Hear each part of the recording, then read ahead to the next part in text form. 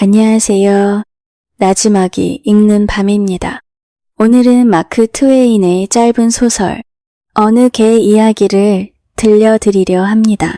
평범한 강아지의 시선을 통해 사랑과 희생, 그리고 우리가 놓치고 사는 것들에 대해 조용히 생각해보게 만드는 이야기예요. 잠시 일상을 내려놓고 강아지의 마음을 함께 따라가 볼까요? 우리 아버지는 세인트 버나드였고 어머니는 콜리였어요. 그런데 저는 어머니 말로는 조금 특별한 개라고 했죠. 사실 저는 그런 세세한 구분 같은 건 잘 몰라요. 그저 멋져 보이는 어려운 말일 뿐 저한테는 별 의미가 없거든요. 어머니는 그런 말들을 참 좋아하셨어요. 입에 착 붙는 그럴싸한 단어 하나를 툭 꺼내 말하면 다른 개들이 놀란 눈으로 쳐다보는 걸 즐기셨죠. 도대체 어떻게 저런 교양 있는 말을 알게 됐을까 하는 눈빛을 보면 어머니는 흐뭇해하셨어요. 하지만 사실 제대로 배운 건 아니었어요. 그저 겉보기만 번지르르한 지식이었죠. 어머니는 식당이나 응접실 근처에 슬쩍 앉아 사람들 이야기를 엿들으셨고 아이들과 함께 주일학교에 따라가서는 귀를 쫑긋 세우고 낯선 단어들을 기억하셨어요. 어려운 말이 들리면 혼잣말로 몇 번이고 되뇌며 외워두었다가 동네 개들끼리 모이는 날이면 마치 보물처럼 꺼내 자랑하셨죠. 작디작은 주머니 속 강아지부터 커다란 마스티프까지 모두 어리둥절하게 만들었고 어머니는 그런 반응에 충분히 보람을 느끼셨을 거예요. 처음 보는 개가 있으면 대개는 의심부터 했어요. 정말 알고 말한 걸까?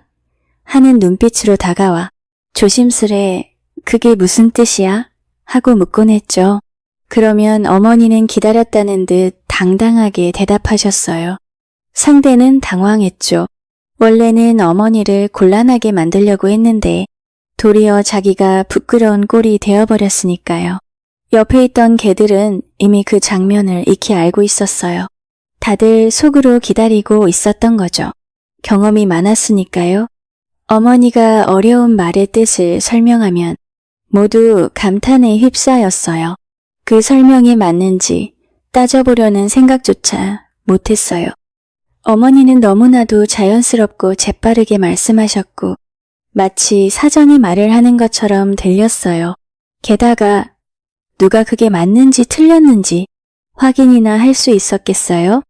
어머니 말고는 그렇게 박식한 개가 없었으니까요. 제가 좀 더 잘하고 나서였어요. 어느 날 어머니가 무지한이라는 뜻의 낯선 단어를 주워오셨어요. 그 주 내내 모임마다 그 말을 써먹으시며 다른 개들을 당황하게 하셨죠. 그런데 저는 알아챘어요. 그 단어의 뜻을 묻는 개들에게 어머니는 매번 조금씩 다른 설명을 하셨거든요.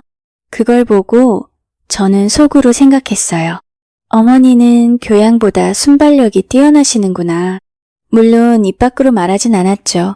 어머니에겐 언제든 꺼냈을 수 있는 비상용 단어 하나가 있었어요. 위험한 상황에서 꺼내드는 구명조끼 같은 말이었죠. 그 단어는 바로 동의어였어요. 이미 유행이 지난 단어를 잘못 꺼냈을 때 뜻이 기억나지 않는 상황이 오면 처음 보는 개는 잠시 멍해졌다가 이렇게 말해요. 그게 무슨 뜻인데요? 그 순간 어머니의 귀가 살짝 움직였지만 그건 저처럼 속을 아는 개만 눈치챌 수 있는 미세한 반응이었어요. 그러고는 곧바로 어머니의 말투가 한여름 햇살처럼 태연해지죠. 그건 쓸데없는 짓하고 비슷한 말이야. 혹은 뭐 그런 식으로 혀가 꼬일 듯한 어려운 단어를 능청스럽게 꺼내요. 그리고는 다시 아무 일 없다는 듯 다음 이야기로 넘어가세요. 그걸 듣고 있던 낯선 개는 어이없는 얼굴이 되고 주변에 있던 익숙한 개들은 꼬리를 바닥에 찰싹찰싹 치며 웃어요. 얼굴엔 어딘가 성스러운 기쁨 같은 표정이 떠오르죠. 어머니는 단어뿐만 아니라 문장 전체도 주워 오셨어요. 듣기에 멋져 보이는 문장이 있으면 그걸 통째로 들고 와서는 마치 연극이라도 하듯 6번 밤 공연에 2번 낮 공연까지 열심히 사용하셨어요. 그럴 때마다 그 문장이 뭘 의미하느냐는 중요하지 않았어요. 어머니는 그저 그 말 자체의 울림만 좋아하셨으니까요. 그 뜻에 별로 관심도 없으셨고 어차피 다른 개들이 눈치챌 만큼 영리하지 않다는 걸 잘 알고 계셨거든요. 정말이지 어머니는 대단하셨어요. 무서울 게 전혀 없으셨어요. 주변 개들이 얼마나 무지한지를 확신하고 계셨으니까요. 어머니는 심지어 사람들이 식사 자리에서 웃으며 나눈 이야기까지 들고 오셨는데 그 얘기를 할 때면 꼭 끝에 웃음 포인트를 다른 얘기에서 가져와 덧붙이곤 하셨어요. 물론 두 이야기가 하나도 안 맞았기 때문에 듣는 입장에선 아무런 맥락도 없고 포인트도 없었죠. 그런데 어머니는 그 대목을 꺼내며 바닥에 벌러덩 드러누워 뒹굴고 짖으며 정말 정신없이 웃으셨어요. 그 모습을 보면서 저는 속으로 어머니도 이게 왜 안 웃기지? 하고 의아해 하신다는 걸 느낄 수 있었죠. 하지만 뭐 딱히 나쁠 것도 없었어요. 주변의 다른 개들도 다 같이 뒹굴며 짖어댔으니까요. 다들 속으로는 왜 웃긴지 모르겠다는 생각을 하면서도 그게 자기 이해력 부족 때문이라고 생각했어요. 진짜 문제는 웃긴 지점이 없었다는 건데 말이죠. 아무도 그걸 의심하지 않았어요. 이런 걸 보면 어머니는 약간 허영심도 있고 좀 가벼운 면도 있으셨어요. 그렇지만 저는 그걸 충분히 상쇄할 만큼의 좋은 점들이 어머니에게 있었다고 생각해요. 어머니는 마음이 따뜻했고 성품도 부드러우셨어요. 누가 상처를 주더라도 그걸 오래 품지 않으셨고 쉽게 잊고 후를 털어버리셨어요. 우리에게도 그런 따뜻함을 가르쳐 주셨어요. 그리고 또 하나, 어머니는 우리에게 용기와 행동력을 알려주셨어요. 위험이 닥쳤을 때는 두려워하지 말고 도망치지 말고 누군가가 위험에 처했다면 그게 친구든 낯선 존재든 자신이 어떤 대가를 치르게 될지 고민하지 말고 그저 도와주라고 하셨어요. 그리고 그걸 말로만 하신 게 아니라 몸소 보여주셨어요. 그게 가장 훌륭한 교육이고 가장 오래 남는 가르침이죠. 어머니가 보여주신 용기들, 그 멋진 행동들, 정말이지 어머니는 군인이셨어요. 게다가 그걸 자랑하지도 않으셨어요. 그러니 어머니를 보면 누구나 감탄하지 않을 수 없었고 어머니처럼 되고 싶다는 생각을 하게 됐죠. 심지어 제일 빗정말은 킹 찰스 스페니얼조차도 어머니 곁에 있으면 어딘가 달라졌을 거예요. 그러니까 결국 어머니는 겉으로 보이는 교양보다 훨씬 더 깊은 분이셨어요. 제가 충분히 자라고 나서 마침내 저는 팔려갔어요. 그리고 다시는 어머니를 볼 수 없었어요. 어머니는 가슴이 찢어지는 듯 아파하셨고 저도 마찬가지였어요. 우리는 함께 울었죠. 하지만 어머니는 마지막까지 저를 위로해 주셨어요. 최선을 다해 다정하게 말해 주셨어요. 우리는 이 세상에 의미 있고 선한 목적을 갖고 태어난 거래.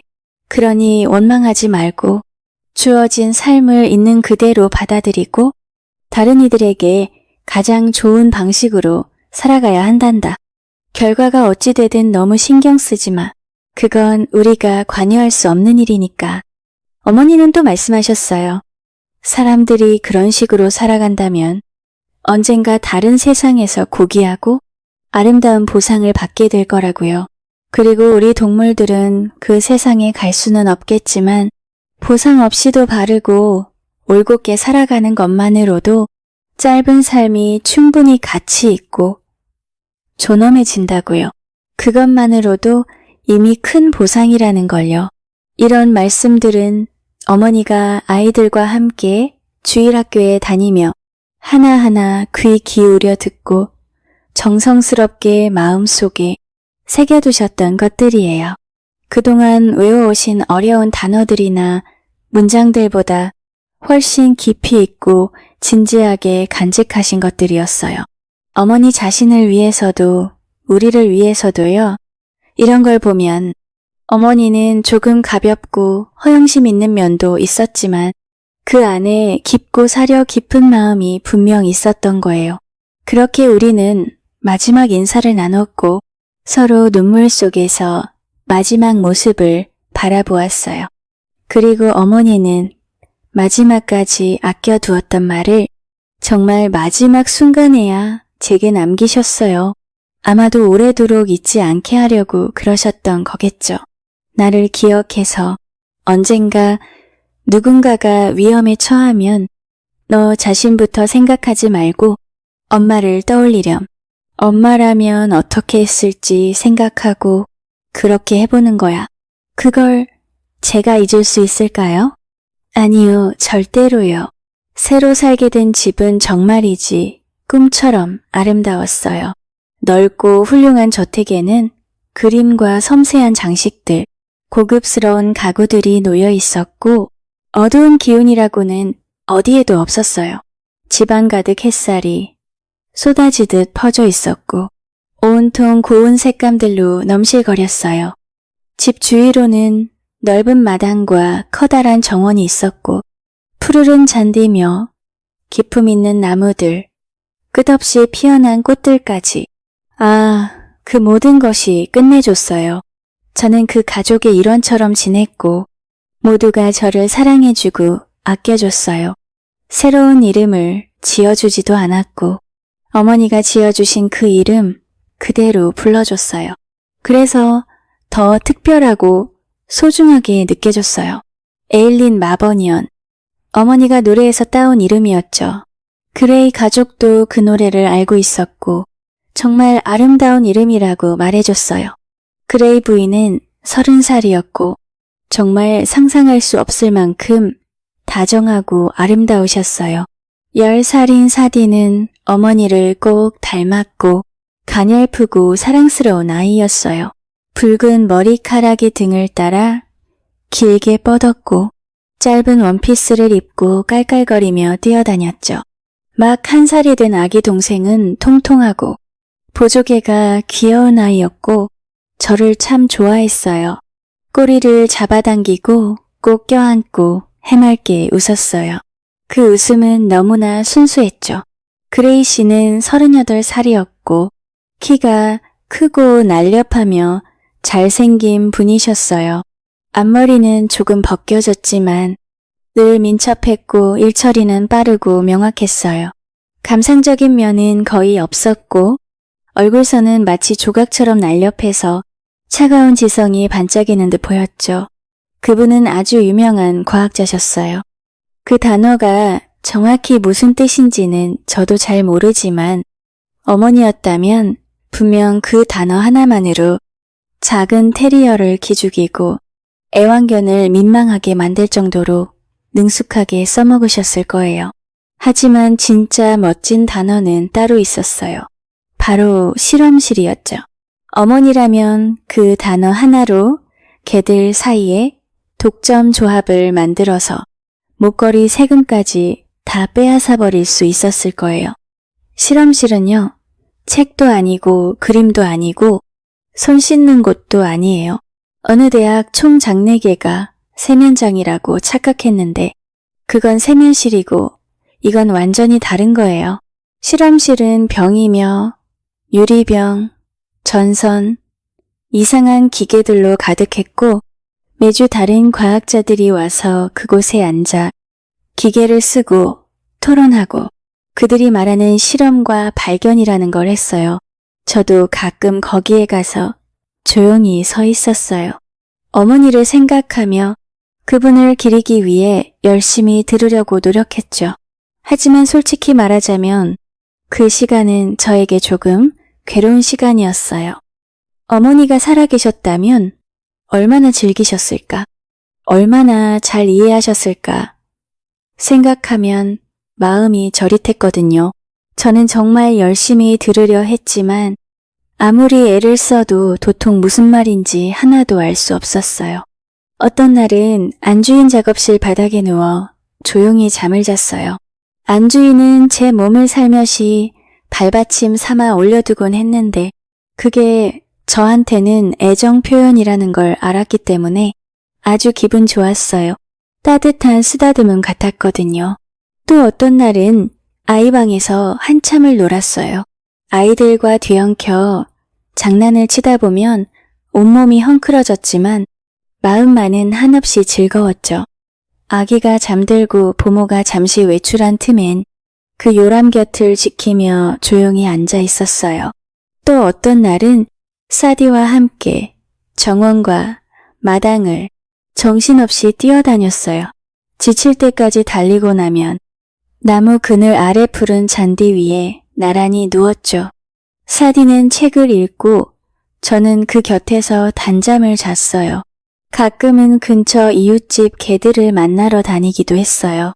그 중에는 참 다정하고 기분 좋은 개들도 있었고 특히 멋지고 예의 바른 개가 하나 있었어요. 곱슬거리는 털을 가진 아일랜드 세터였는데 이름은 로빈 어데어였죠. 저처럼 같은 신앙을 갖고 있었고 스코틀랜드 목사님 댁에서 살았어요. 우리 집 하인들도 모두 저를 잘 대해줬어요. 다정하게 대하고 저를 좋아해줬어요. 그러니 제 삶이 얼마나 행복했을지 상상이 되시죠? 저보다 더 행복한 개는 없었을 거예요. 저보다 더 감사한 마음을 지닌 개도 없었을 거예요. 이건 자랑이 아니에요. 사실 그대로 말씀드리는 거예요. 저는 늘 바르고 착하게 살아가려 노력했어요. 어머니의 가르침을 잊지 않고 그 기억을 존중하며 살았어요. 그리고 제게 주어진 이 행복에 보답하고 싶었어요. 할 수 있는 한 그 값어치를 하면서요. 그러다 마침내 제게도 작은 강아지가 생겼어요. 그 순간 저는 정말 더 바랄 게 없었어요. 제 행복은 완벽해졌어요. 그 아이는 정말 사랑스러웠어요. 뒤뚱뒤뚱 걷는 작은 몸짓, 보들보들하고 부드러운 털, 어설픈 작은 발, 그리고 다정한 눈빛과 맑고 순수한 얼굴. 아이들과 안주인이 그 아이를 얼마나 귀여워하고 얼마나 쓰다듬고 작은 행동 하나하나에 감탄하며 좋아하는지 보는 게 저에겐 말할 수 없이 자랑스러운 일이었어요. 정말 세상에 이렇게 아름다운 삶이 있을 수 있나 싶을 정도였죠. 그러던 어느 날 겨울이 찾아왔어요. 그날 저는 아이 방을 지키고 있었어요. 그러니까 침대 위에서 졸고 있었죠. 아기는 그 옆에 놓인 요람에서 자고 있었어요. 요람은 벽난로 쪽에 놓여 있었고 그 위엔 얇고 비치는 천으로 된 커다란 텐트가 씌워져 있었어요. 살짝 들여다 보일 정도로 가볍고 아슬아슬한 천이었죠. 부모는 잠깐 자리를 비운 상태였고 방 안에는 아기와 저 둘뿐이었어요. 그러다 불씨 하나가 벽난로에서 튀어나와 그 텐트천에 닿았어요. 그 뒤엔 아마 조용한 시간이 흘렀을 거예요. 그러다 갑자기 아기가 비명을 질렀고 저는 눈을 떴어요. 보니 그 텐트가 천장까지 활활 타오르고 있었어요. 순간적인 공포에 저는 침대에서 뛰어내렸어요. 정신도 차리지 못한 채 문 쪽으로 달려가고 있었죠. 하지만 바로 그때 어머니의 마지막 말씀이 제 귀에 울려 퍼졌어요. 그리고 저는 망설임 없이 다시 침대로 뛰어올랐어요. 불길 속으로 머리를 밀어넣고 아기의 옷 허리춤을 물어 끌어냈어요. 아기와 저는 함께 연기 속으로 떨어졌고 저는 다시 입을 바꿔 물고 아기를 끌며 복도까지 나왔어요. 아기는 계속 울부짖었고 저는 흥분되고 기쁘고 자랑스러운 마음으로 아기를 끌어안듯 끌고 가고 있었어요. 그때 주인의 목소리가 들려왔어요. 꺼져. 이 저주받은 짐승아. 저는 깜짝 놀라 몸을 피하려 뛰었지만 주인은 너무 빨랐어요. 지팡이를 들고 쫓아오며 사납게 내리치려 했죠. 저는 공포에 이리저리 피했지만 결국 왼쪽 앞다리에 강하게 한 대를 맞았고 그 자리에 쓰러져 버렸어요. 비명을 지르며 그 순간에는 아무 힘도 나지 않았어요. 주인은 다시 지팡이를 들어 올렸어요. 하지만 다행히도 그 지팡이는 다시 내려오지 않았어요. 그 순간 보모가 다급하게 소리쳤거든요. 아이 방에 불이 났어요. 주인은 그 말에 깜짝 놀라 아이 방 쪽으로 달려갔고 덕분에 제 다른 뼈들은 무사할 수 있었어요. 다리는 너무나 아팠어요. 정말 잔인할 정도로요. 하지만 아픔 따위는 상관없었어요. 시간을 지체할 수는 없었으니까요. 주인이 언제든 다시 돌아올지도 몰랐거든요. 저는 세 다리로 절뚝이며 복도 끝까지 겨우겨우 갔어요. 거기엔 어두운 작은 계단이 있었고 그 계단은 다락방으로 이어졌어요. 오래된 상자나 버려진 물건들을 쌓아두는 곳이라고 들은 적이 있었고 사람들도 거의 가지 않는 곳이었어요. 저는 비틀거리며 계단을 올라갔고 그 어둠 속을 더듬더듬 지나며 가장 깊고 조용한 곳을 찾아 숨어들었어요. 사실 거기까지 와서 무서워할 일은 아니었지만 그래도 저는 무서웠어요. 너무 무서워서 입을 꼭 다물고 거의 소리도 내지 않았어요. 낑 소리라도 내면 고통이 조금은 가라앉을 것 같았는데 그마저도 꾹 참고 있었어요. 하지만 상처난 다리를 핥는 건 허락해줬어요. 그게 저한텐 조금이나마 위안이 되었거든요. 한동안 아래층에선 소란이 이어졌어요.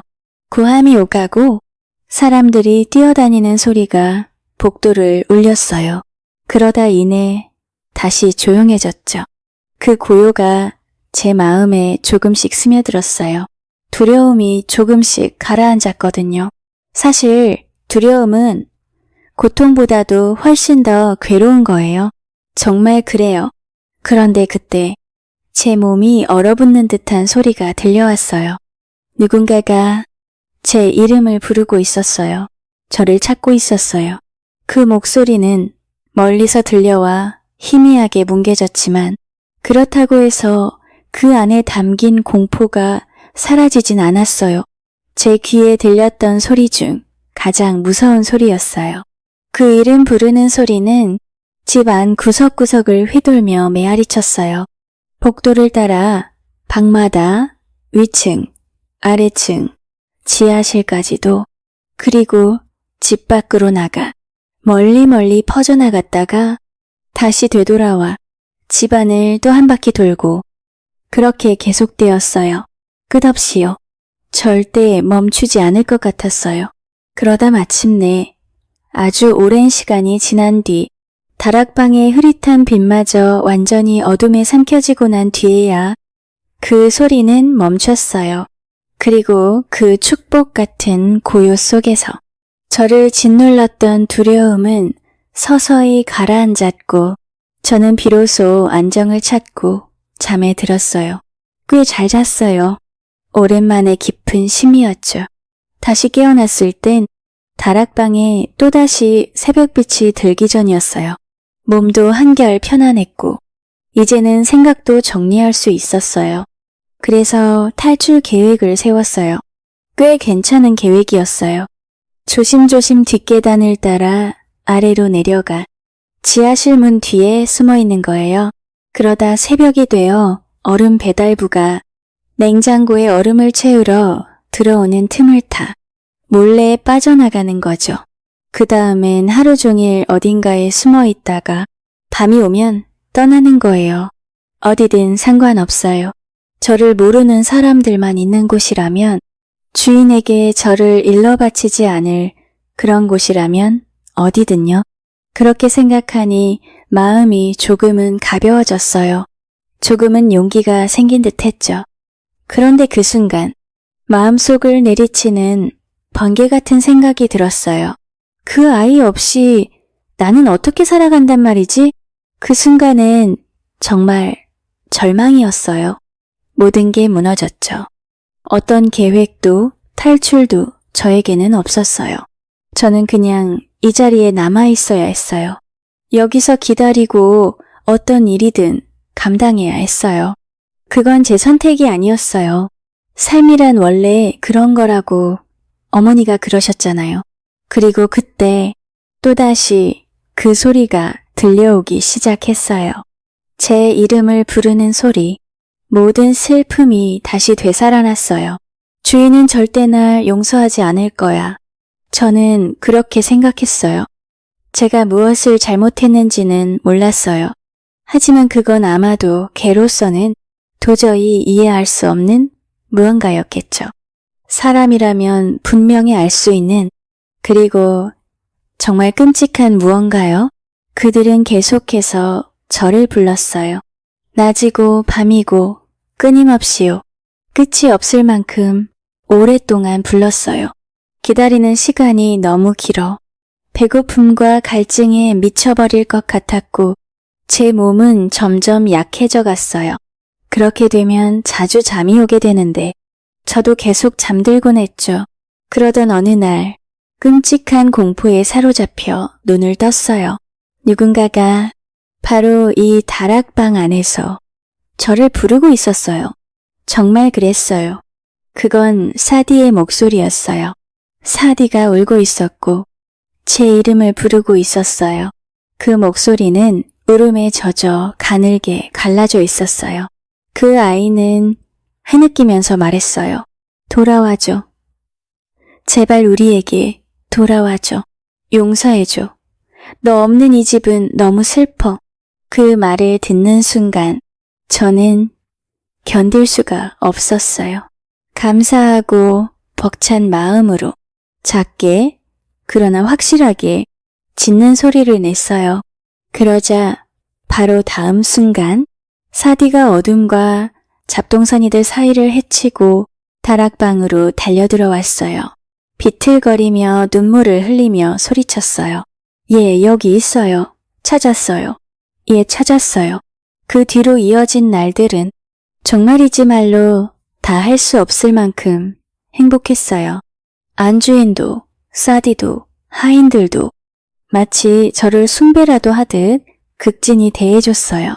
잠자리 하나를 마련해 주어도 이보다 더 좋은 침대는 없을까 고민하는 눈치였고 먹을 것도 제철도 아닌 귀한 별미와 고기만 골라 가져다 줬어요. 그리고 매일같이 이웃들과 친구들이 집으로 찾아와 그날 있었던 이야기를 들으러 몰려들었죠. 그 사람들은 그 일을 영웅적인 행동이라고 불렀어요. 그게 무슨 뜻인지는 정확히 모르지만 예전에 어머니가 계집 앞에서 그 단어를 쓴 적이 있었어요. 그때 어머니는 그걸 농사 비슷한 거라고 설명하셨는데 구체적으로 뭐냐는 질문에는 뭔가 안에서 빛나는 거랑 같은 말이라고 얼버무리셨던 기억이 나요. 하루에도 수차례 그레이브인과 사디는 손님들에게 그날 이야기를 들려주셨어요. 제가 아기를 구하기 위해 목숨을 걸었고 우리 둘 다 화상을 입었다는 이야기였죠.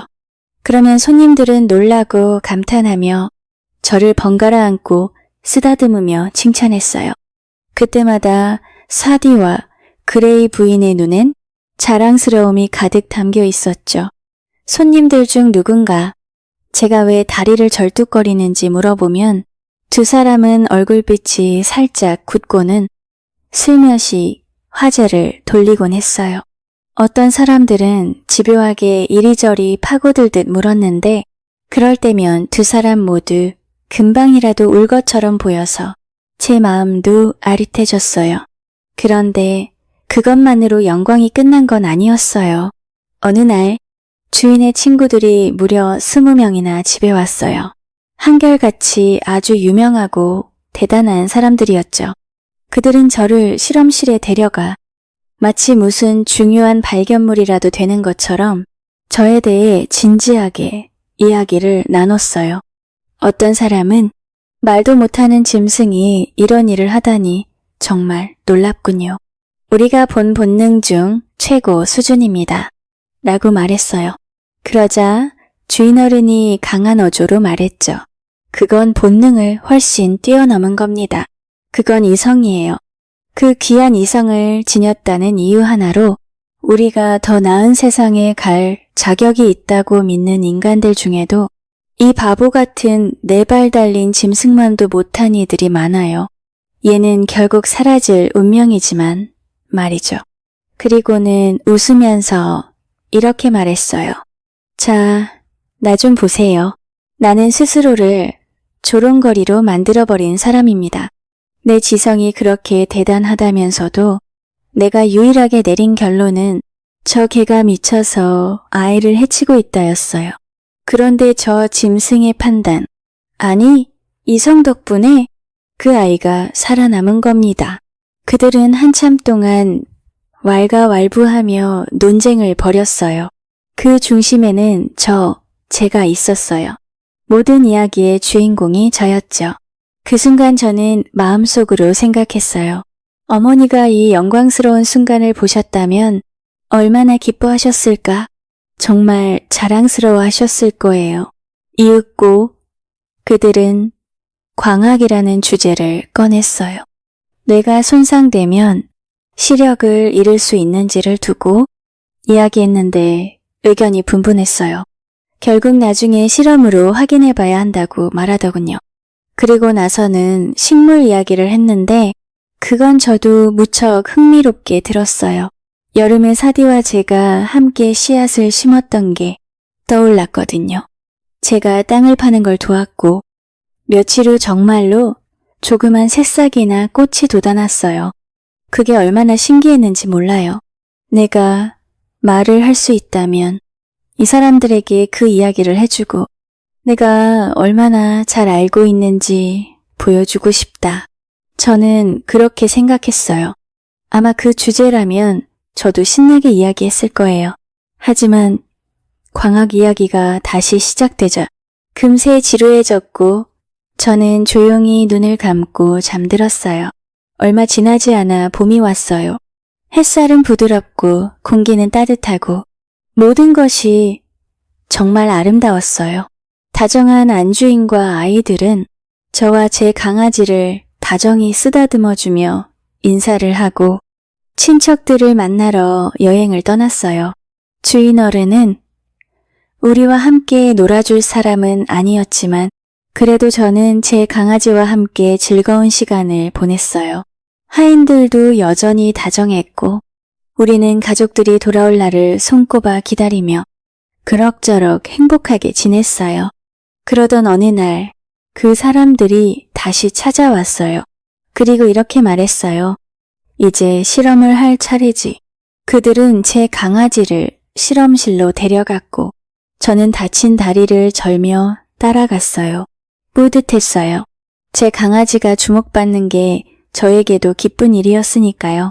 그들은 무언가를 토론하고 장치를 만지며 실험을 진행했어요. 그러다 갑자기 제 강아지가 비명을 질렀어요. 그리고 그들은 그 아이를 바닥에 내려놓았어요.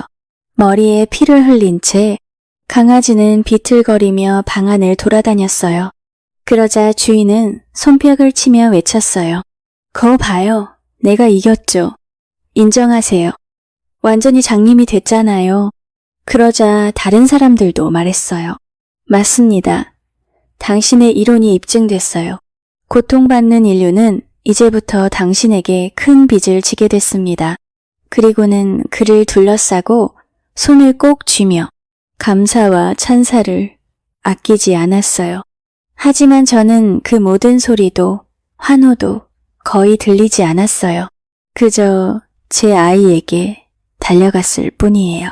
바닥에 쓰러진 그 아이 곁에 바짝 몸을 붙이고 조심스레 피를 핥아주었어요. 그 아이는 조용히 낑소리를 내며 제 머리에 얼굴을 기대었어요. 그 순간 저는 마음 깊이 느꼈어요. 아프고 괴로운 그 순간에도 엄마의 온기를 느끼는 게 그 아이에게 위로가 된다는 걸요. 비록 저를 볼 수는 없었지만요. 그러다 조금 뒤 아이의 몸이 점점 늘어지더니 작은 벨벳 같은 코끝이 바닥에 닿았어요. 그리고 조용히 멈췄어요. 더 이상 움직이지 않았어요. 얼마 지나자 주인 어른은 토론을 잠시 멈추고 하인을 불렀어요. 그리고 이렇게 말했죠. 정원 저쪽 구석에 묻어라. 그 말만 하고는 곧 다시 이야기를 이어갔어요. 저는 하인을 따라 조용히 뒤따라갔어요. 마음속은 기쁘고 감사한 마음으로 가득했어요. 왜냐면 제 강아지가 이제 더 이상 아프지 않다는 걸 알고 있었거든요. 이제 편히 잠들었으니까요.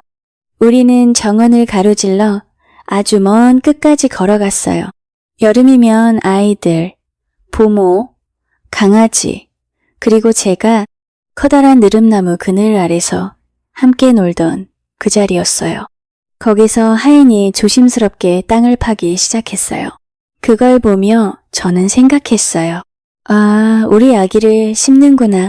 그리고 진심으로 기뻤어요. 이제 이 아이는 로빈 어데어처럼 잘생기고 멋진 개로 자라나서 가족들이 돌아왔을 때 정말 근사한 깜짝 선물이 되어줄 거라고 믿었어요. 그래서 저도 함께 땅을 파보려 했어요. 하지만 절뚝이는 제 다리는 너무 굳어 있었고 땅을 파려면 다리 2개가 멀쩡해야 하잖아요. 그래서 아무 소용이 없었어요. 하인은 땅을 다 덮고 나서 제 머리를 쓰다듬었어요. 눈에는 눈물이 맺혀 있었고 조용히 말했어요. 불쌍한 꼬마야, 네가 그 사람의 아이를 살렸구나. 그날 이후 저는 2주 동안 계속 기다렸어요. 하지만 그 아이는 올라오지 않았어요. 이번 주 들어서는 이상한 두려움이 점점 마음속을 파고들었어요. 뭔가 무서운 일이 일어난 것만 같은 기분이었어요. 정확히 뭔지는 모르겠는데 그 불안이 저를 아프게 만들었어요. 하인들이 아무리 맛있는 음식을 가져다 줘도 먹을 수가 없었어요. 하인들은 저를 쓰다듬으며 애를 써주었어요. 밤이 되면 몰래 방에 들어와 울기도 했어요. 그리고는 이렇게 말했어요. 불쌍한 아이야. 제발 그만하고 집으로 돌아가. 우리 마음을 더 이상 아프게 하지 말아줘. 그 말들이 오히려 저를 더 겁먹게 만들었어요. 정말 무언가 안 좋은 일이 일어난 게 분명했어요. 저는 점점 약해졌고 어제부터는 다리에 힘이 없어 서 있을 수도 없게 됐어요. 그리고 조금 전 해가 저물어가고 저녁 바람이 싸늘하게 불기 시작할 무렵 하인들이 지는 해를 바라보며 무슨 말을 주고받았는데 그 뜻은 잘 알아듣지 못했어요. 하지만 이상하게도 그 말들 속에 담긴 무언가가 제 마음 깊은 곳을 싸늘하게 만들었어요. 이 가엾은 생명들, 아직 아무것도 모르고 있어. 내일 아침이면 가족들이 돌아올 거야. 그리고는 의기양양하게 말하겠지. 그 용감한 작은 강아지는 어디 있나요? 하지만 누가 그 진실을 말할 수 있을까? 그 겸손하고 조용한 작은 아이는 이 세상에서 사라지는 짐승들이 가는 그곳으로 이미 떠났어요. 들려드린 이야기가 당신의 하루 끝에 살며시 내려앉길 바랍니다. 오늘도 나지막이 읽는 밤과 함께 해주셔서 감사합니다. 평온한 밤 되세요.